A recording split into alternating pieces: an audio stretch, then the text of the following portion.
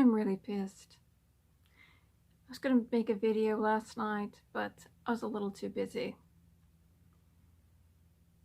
That's what I'm pissed about. Yeah, enough is enough.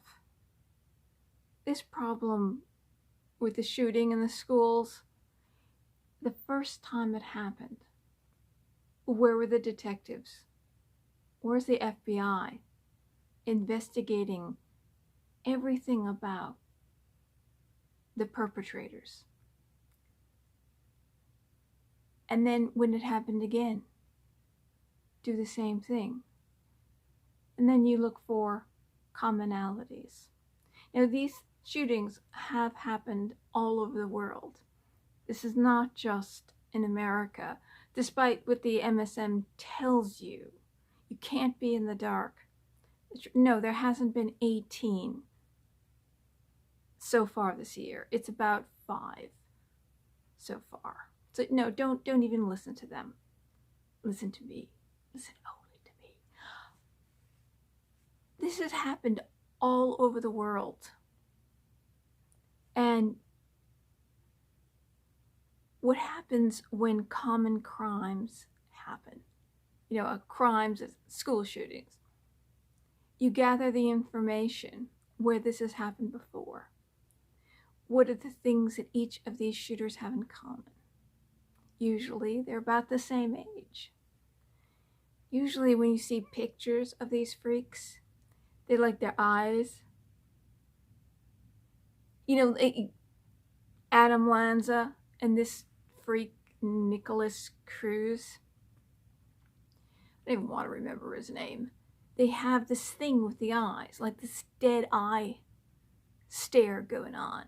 There's something that's missing in all these people. I know Alex Jones would say that they're brainwashed. Oh, it could be. Maybe it is mind control. You know, the fact that they're happening, they keep happening, and somehow it doesn't look like anybody's figured out how to stop this. You'd think that, my God, it's children being killed. They would swoop in right away, gather all the information, figure out what do we do, what do we have to do to stop this, to prevent this from happening. What kind of surveillance do we need? Does every school should have a metal detector? Every school should have security guards that are looking at cameras at every single door. Look, you're a parent, and can you imagine being a parent and sending your child off to school and not knowing, as if you're sending your little child off to war, not knowing if your son or daughter is going to come home alive. This is little children that are supposed to be going to school and not war, and learning and growing, and this is the beginning of their lives, the stepping stone towards whatever they're going to be, whatever magnificent thing that they're going to be when they grow up. And all the ceremonies and awards and everything, and the artwork that's brought home from school. This should be joy for parents. Now, I can imagine that parents don't know if their child is going to come home alive. You know, we used to have this thing in this country. When a tragedy or a crime happened, the government, the police, they swooped in, they gathered the information, they said, we are going to do everything we possibly can to prevent this from ever happening again, or minimize it as much as we possibly can. I could go through every one of these freaks and find commonalities. I think anybody with common sense could do this. They have freaky eyes, they're obsessed with guns, or they're playing video games all day, these violent video games, and these people, these freaks are watching these screens, playing these imaginary games, thinking that they're killing people and in war, and they can't tell the difference between, it comes to a point where they can't tell the difference between reality and a computer game. They're not really in this world, you know, they're asleep. There's something that's dumbed down and brainwashed and killed inside them. So you would think, you know, they do have, that's absolutely right, Jeff Sessions is right. I've said this over and over again, and I'm sure you have too, that they all have some kind of mental illness, or they're on some kind of drug. And that does play a part. And it does play a part. Things are different than 50 years ago, 100 years ago, something like that. 50 years ago, that's even better. There's something different. They didn't have these antidepressants, and they do cause violence and suicidal thoughts, this feeling, this urge to commit some kind of great harm. That's true. We do have to throw that one in the box. A gun. What are they doing on these video games? They're playing with these things, and they're imagining doing this. And it's power. It's a power trip. It's people who feel like they're nothing. They're very insecure. And it's a way, and they know they're never going to make it in this world. The only way they're going to make it, the only way they're going to attain great power, is by killing the vulnerable. It's easy. So you pick a vulnerable target. All his life he picked vulnerable targets. Animals. And a lot of people that say, would you bring that up? You know, being cruel to animals, violently and gruesomely killing animals all his life.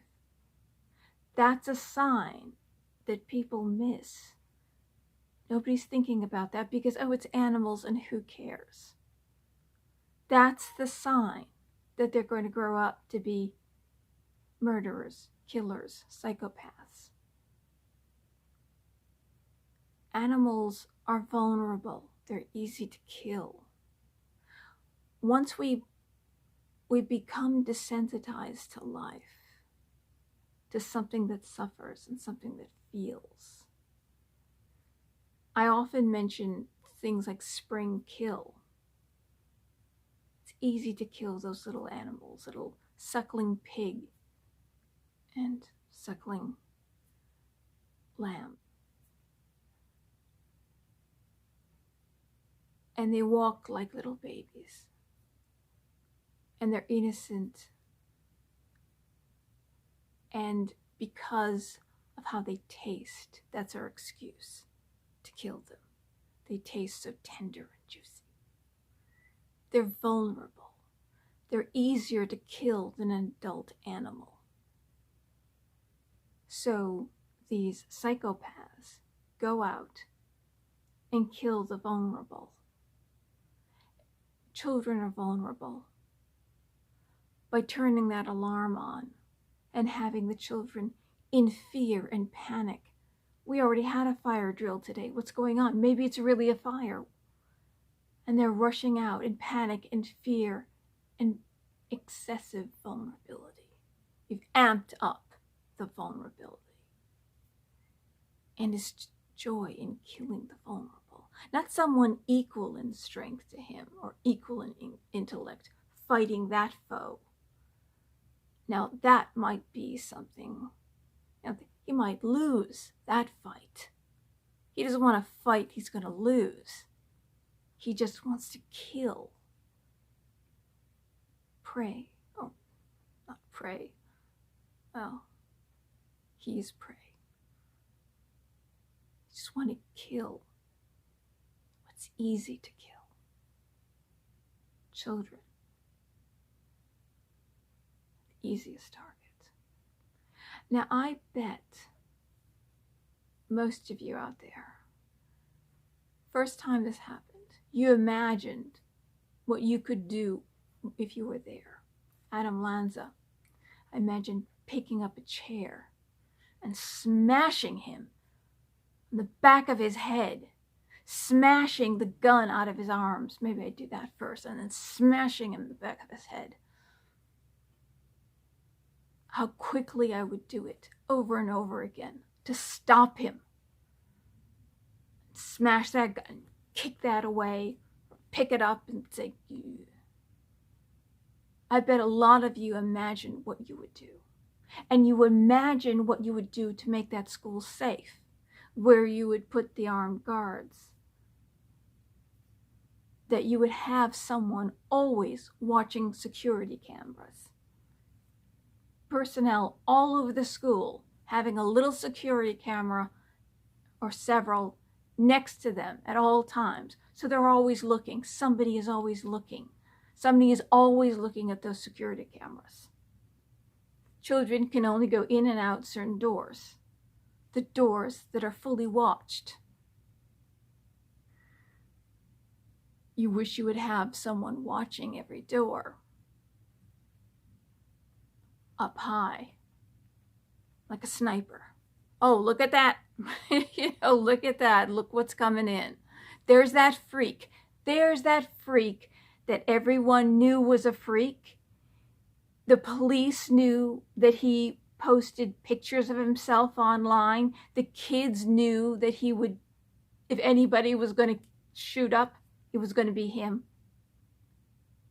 The FBI was warned about him by his post. Was it on a video or something? That he was going to do this. That's why he got away. He said he wanted to be a professional school shooter. He ran away because he wanted to do this over and over and over again. He wasn't suicidal. Maybe he wasn't on SSRIs. This guy wasn't suicidal. This guy's a little different. Now, in more ways, he's the same.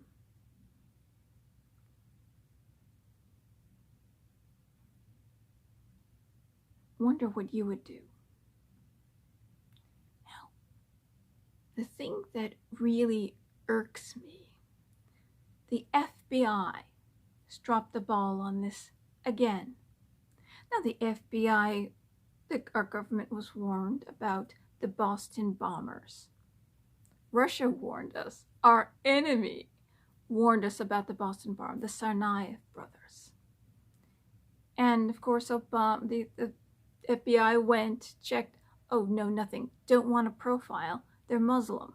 You don't want to do that. Omar Mateen, the Orlando shooter. As it turns out, he and his wife were scoping out nightclubs. They were going to do this over and over. They had no intention of dying on the scene. Their intention was to do this to many, many, many venues. Kill as many gays and probably, a loose, Americans and their loose morals as possible. The FBI interviewed him about 5 or 6 times. In the manuals under Bush, they figured how to root out. It's right in the manual, how to root out, how to detect who was a terrorist. Omar Mateen would cheer every time there was a terrorist attack. Praise Allah. He thought 9/11 was just great. So people called. They did the right thing. They called the FBI. FBI came, and then they were told, you're profiling Muslims, you can't do that. Even though this guy showed the signs.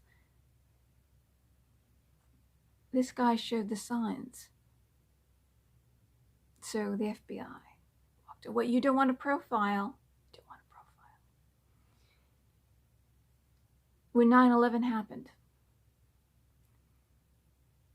Rudy Giuliani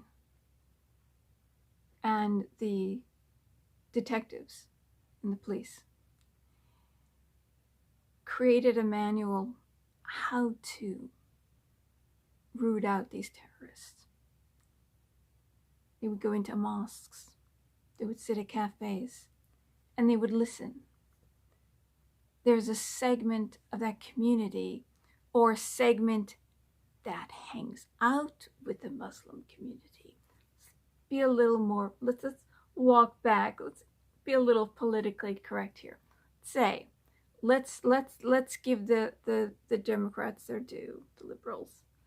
This is not Islam. This is not Islam, the ones that kill. I've got all the books. I knew what Muhammad did. Blessings and peace be upon him. Okay, so it's not Islam. It's fine. It's not Islam. Okay, we'll give you that. It seems like these people who think this is the real Islam go to these mosques and hang out in these communities, even though they're not practicing the real Islam. We'll give you that much.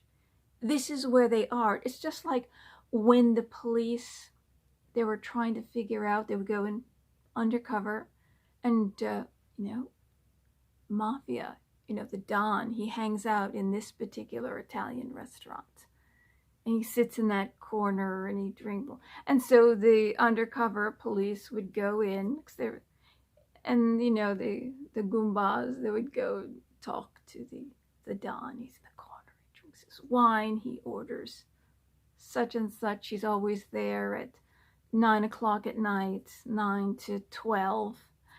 And so what would the police do? They would go undercover, maybe as a waiter, pretend that he's not hearing anything, and listen to see if the mafia, what they're going to do next. What crime are they going to commit? Who are they going to murder?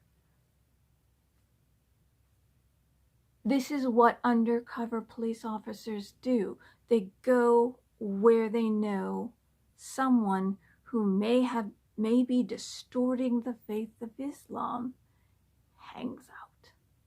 And this is where they hang out. So, in fact, he stopped terrorist attacks in New York. After 9/11, he stopped terrorist attacks because they figured it out. And there were 2,500 people being killed a year, murdered a year in New York City. And so he started stop and frisk in the communities, in the places where the murders were the highest. Not to racially profile, but that's what de Blasio said. That's why de Blasio stopped it, because not to racially profile. This is where the murders are taking place, and the murders are taking place. Not the community is the community is suffering. Most of the community are not murdering anyone, and they just want to live and be happy. But there are some that are shooting off guns, and killing people, okay? Whether it be by accident or what, but they've got these guns, they take them off, maybe they're just showing them around, and then they go off, okay? No intention.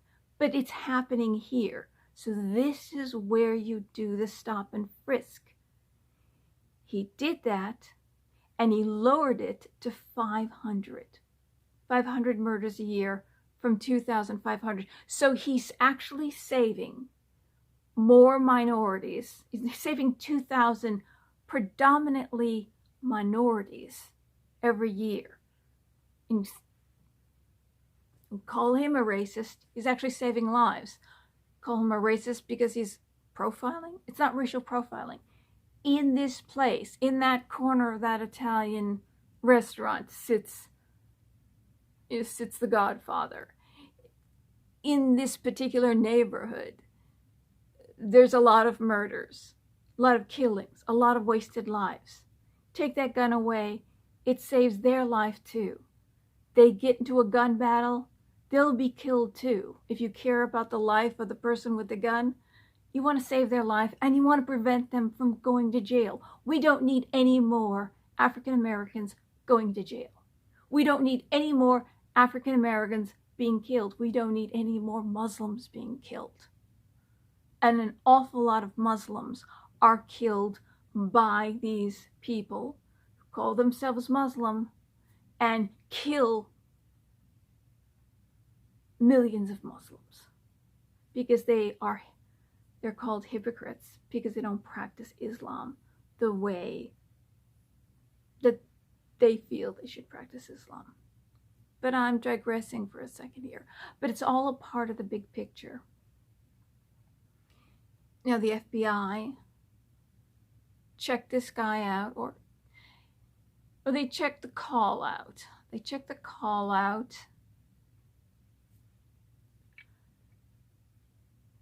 And then they said that little posting, I want to be a professional school shooter. Oh, geez. So this freak posts on some guy's video using his name, Nicholas spelt with a K instead of a C. I don't know of any Nicholas that does this. Never heard of it. That he wants to be a professional school shooter. So this guy makes a screenshot, forms YouTube. FBI goes and checks him out and says, you know, we really can't do anything about this because we have no idea. We can't trace where that's coming from. That's baloney.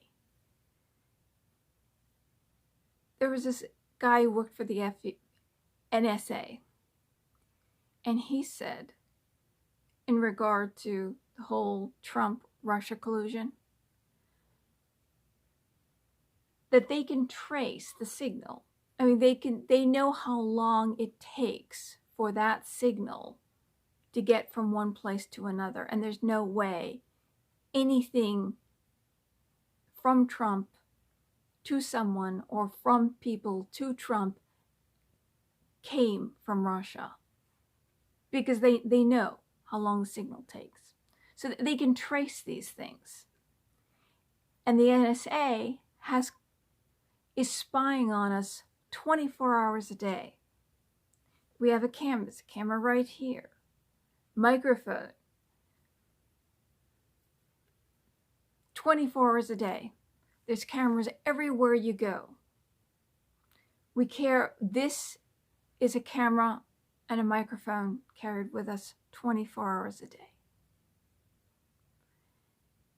And they have all these records. So you mean to tell me that the NSA, the FBI, cannot trace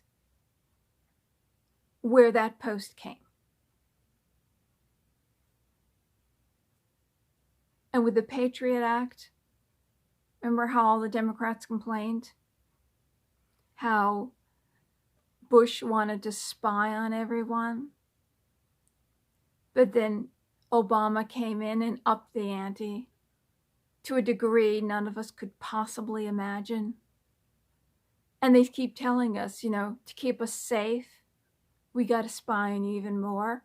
I just feel like, you know, I should just have the camera out there all day looking, and I could just, hello there, NSA, how you doing?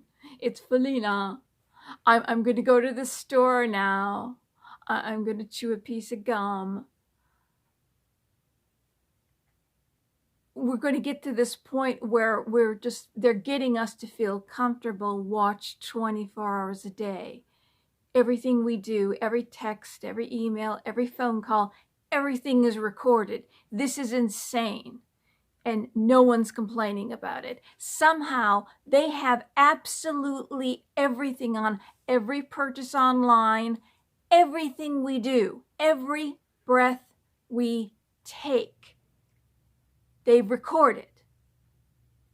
And they know right now that I'm pissed off at them. Hi, guys.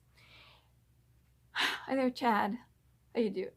Anyway, they have all this. Doesn't this piss you off? That somehow Trump and Russia, even though there's absolutely no evidence. Absolutely no evidence. This is what the FBI has been doing. You got the director, the assistant director, and all the little who's it's going on there, and the lovebirds trying to destroy Trump, making a fake dossier. They're spending their time and the money, the taxpayers' money, doing this. And somehow, school shooter after school shooter, and this guy who showed all the bells and whistles, that anybody with half a brain could say, hey, that guy is probably going to come back and shoot this school up. Anybody with half a brain. This is insanity. The government is obsessed with DACA because the Democrats need the votes. They have to import the votes. They don't care about these people. They just want the votes. And they'll give them free benefits and free housing and forget the Americans who are on the streets. Forget them. We want to just bring in these votes and pay for the votes. That's all they're talking about. This is the most important thing in the world. Along with Trump colluding with, when we've got every piece of evidence that Obama and Hillary colluded with Russia. We have the evidence, and the MSN isn't even reporting on it, and we've got half of the electorate completely in the dark because they won't turn the dial and won't look at the big picture. That used to be what used to school. Anybody with common sense or a psychologist would say, oh, you got to look at the big picture. It's not really, so you're looking kind of myopic at that, in the big picture. This happens here and this happens. You got to look at everything. You got to go to both sides. You got to see both sides of the debate, argue from opposing sides. No, they will only listen to certain stations, certain YouTube channels, certain sites on the internet, and they're not seeing the big picture. So they don't even know that there's, you know what, if they do, then their brains are in a box. They want Hillary to win, by Obama to win, the Democrats to win, by any means.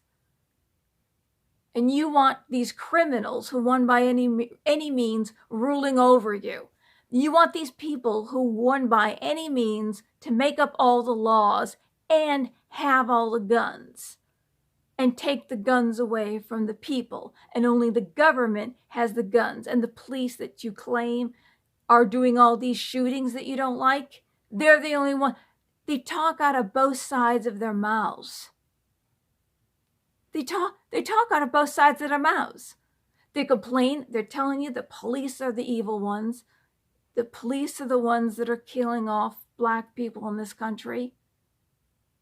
Yet, Obama wants to take all the guns away from the people and give them exclusively to the police who are shooting the black people. Do you understand?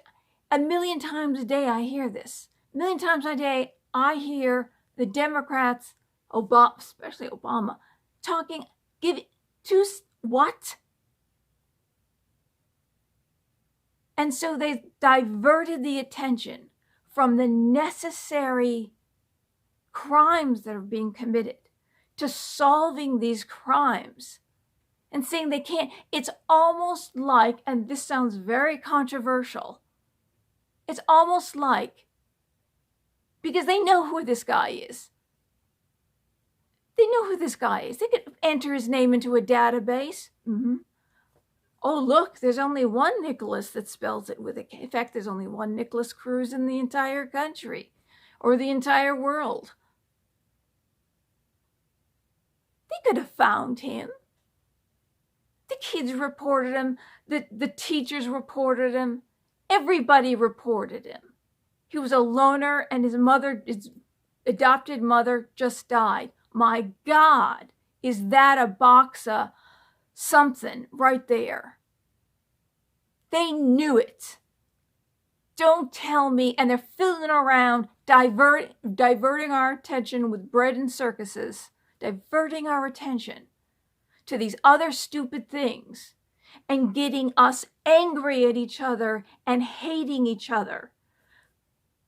Now the women were angry at the men, but now the women are getting angry at white women. They are the ones there. It's like, instead of coming together, we're coming apart. We were coming together 9 years ago, and then we elect Obama to end it all at last. It will make anybody who's a racist, well, you're a fool. We've got a black president. You're racist. You're stupid. You look ridiculous. You're sounding ridiculous. You're nothing for being a racist against black. You're nothing. What happened? We're arguing about a bunch of nonsense. The taxpayers' money is going into nonsense. And in Mueller, this investigation that's full of nonsense. He can't find one piece of evidence against Trump with collusion, the Russia collusion. Nothing. The top agencies of the land conspired. This is what they're doing to create a false narrative to take down Trump. This is what our investigative agencies are doing. They're not figuring out how to find this idiot that I could have found. You could have found. My dogs could have found. They can't find him. This is what they're paying attention to. Hillary Clinton lost and everybody freaks out and everybody's protesting and hating each other and finding more ways to hate each other and to break up into different groups and divisions and fight each other and not look at what the problem is. They want to take away the guns. Yes. And you know that when in every communist regime, every dictator, Hitler, Stalin, Pol Pot, Mao, the first thing they do is take the guns away from the people. They disarm the people. What did our founding fathers say? We all have to be armed because the government should fear the people. The people should not fear the government. That's how they set it up. Makes sense. There used to be gun clubs in schools. Everybody in school had a gun. There was rifle clubs. And the captain of the team, back in the day, they used to be able to spot crazy people. But we're so politically correct. Oh, he's different. Oh, you can't judge. Oh, no. All this bullshit. We make excuses. Oh, no, don't judge people. Oh, he may be a little different. But of course, all the white people are evil.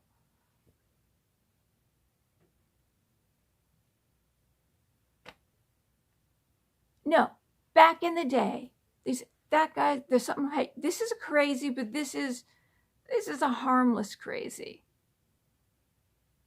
This person has a problem. And they would be able to call it. And they would check that person out. They would take action right away. They weren't politically correct. We're too politically correct. This guy showed too many signs. Too many signs. Should have been picked up right away. It was obvious. He fit the pattern. We need to call something for what it is. Not call each other evil because the color of our skin, or good because of the color. Everyone in your community is good because of the color of your skin or because of the religion that you practice. That's bullshit. There's good and bad. We have to start looking at each other as individuals. That's what communism does. That's what it's about blanketing everyone, the entire group, as the same. When there are individuals that are good in that group and they're bad. There are evil in all groups. And there's messed up people in all groups that need a lot of help and are hurting other people in those communities. And we're afraid to, like Kate Soundley's killer. Oh, no, all Mexican people are good. You can't say. And so they're all good, so they let him go.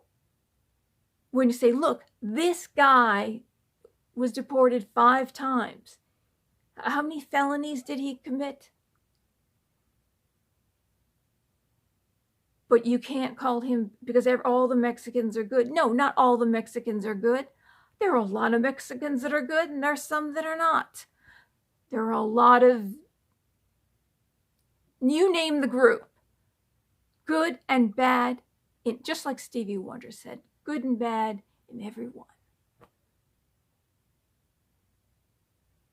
We have to start looking at each other as individuals instead of painting entire groups as either good or bad. We have to stop being politically correct because it's killing us. We have to stop being obsessed with bread and circuses, or even who puts their hand on their heart and who takes a knee. We have to stop being obsessed with these crazy things in the news and to solve these problems. But no, it's almost like, yeah, they're letting this happen. They're letting these shootings happen as an excuse to probably take away the guns. They watch us and listen to us 24 hours a day, and they say, oh, it's almost abusive, like an abuser would do. Watch 24 hours a day. Oh, need to take away more of your privacy. Need to take something else away from you and make you like a rat in a cage. They're making us rats in a cage. And when rats are in a cage, they fight against each other, and there's nowhere left to run.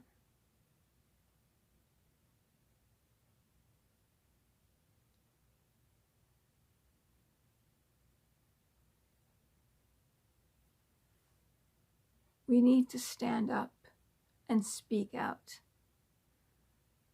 We don't have to have any more of these school shootings. The FBI needs to do their job.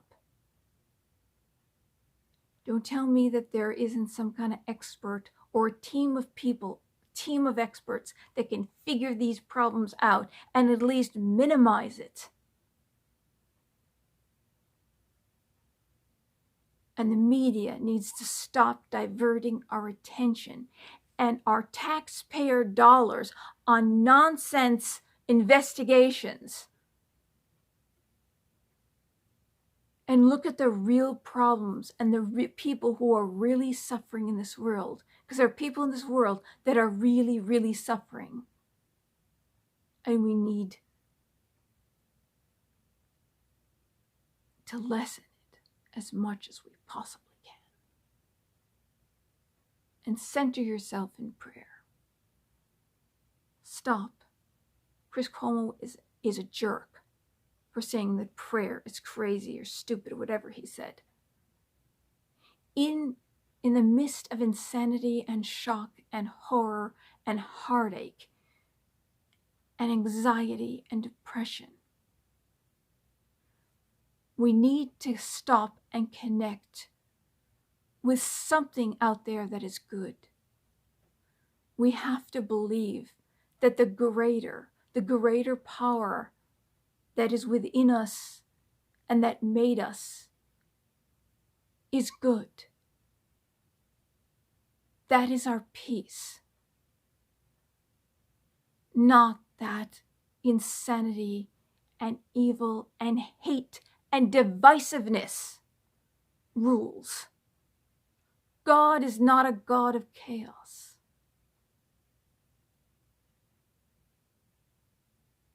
God is God of peace. Whether you believe in God or not, or the all, or an energy that just connects us, and a mass intelligence, whatever your belief is, we must believe that the greater is good. And we need to stop in that knowing and to reconnect with one another. Connect to that good that is outside of us. Connect to that good that's within us. Or you're going to destroy humanity. You're going to destroy everything for the sake of distractions, for the sake of power. A group or a person wanting power. And the shooting is about a crazy person, a freak that was insecure, knew he was nothing, ever problems that he was going through, a broken person wanting power, and the only way he could have power is to kill the vulnerable. We have become the vulnerable. They watch us 24 hours a day. They tell us what to be upset at. They distract us with nonsense, and they take our money, and they take more of our money, and they make us poor, and they make us vulnerable. In a cage, a rat in a cage, not even something that's a rat.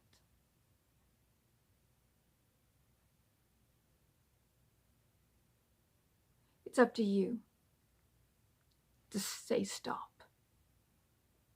It's about humanity connecting with humanity. Let's connect with each other.